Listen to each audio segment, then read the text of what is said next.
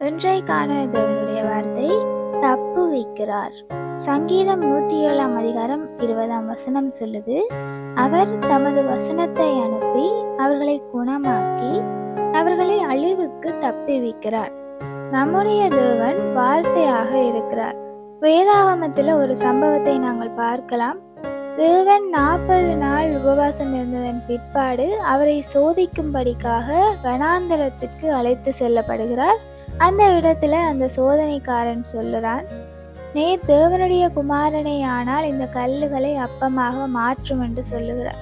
அந்த இடத்துல தேவன் சொல்லுகிறார், என்னுடைய ஜனங்கள் அப்பத்தினால் மாத்திரமல்ல என்னுடைய வசனத்தினாலும் திருப்தி அடைவார்கள் என்று சொல்லுகிறார். அப்படி வல்லமையுடைய வார்த்தைகளை தேவன் அனுப்பித்தான் அழிவிலிருந்து தப்புவிக்கிறாரா. அழிவு என்று நாங்கள் எடுத்துக்கொள்வோமாக இருந்தால் ஆத்தும ரீதியான அழிவு மற்றும் உடல் ரீதியான அழிவை நாங்கள் எடுத்துக்கொள்ளலாம். ஆத்மா அழிந்து போகாதபடிக்கு நாங்கள் காத்து கொள்வதற்கு உண்மையில் எங்களுடைய ஆகாரமாக இருக்கிறது தேவனுடைய வசனம் மாத்திரம்தான். சரீர ரீதியாக எடுத்துக்கொண்டாலும் கூட தேவனுடைய வார்த்தைகள் தான் எங்களை குணப்படுத்துகிறது. உண்மையில் தேவனுடைய வார்த்தைகள் தான் எங்களுக்கு பலத்தை கொடுக்கிறது. எங்களுடைய பலவீன நேரத்தில் அவருடைய வார்த்தைகள் தான் எங்களை பலப்படுத்துகிறது. அப்படி வார்த்தையாக இருக்கிற தேவன் வார்த்தைகளை அனுப்பி எங்களை தப்புவிக்க போதுமானவராக இருக்கிறார்.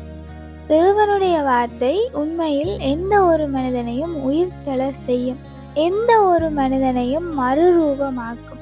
ஆகையால தேவனுடைய வார்த்தையை போல ஒரு சக்தி எங்கேயும் இல்லை.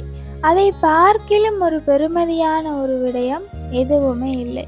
அப்படிப்பட்ட தேவனுடைய வார்த்தைகளை காத்து கொண்டு நாங்கள் நடக்கிறவர்களாக இருப்போம். அப்படி நடக்கிறவர்களுக்கு தேவன் தம்முடைய வார்த்தைகளை அனுப்பி எங்களுடைய ஆபத்து நேரங்களில் எங்களை தப்புவிக்க போதுமானவராக இருக்கிறார். Have a hopeful day.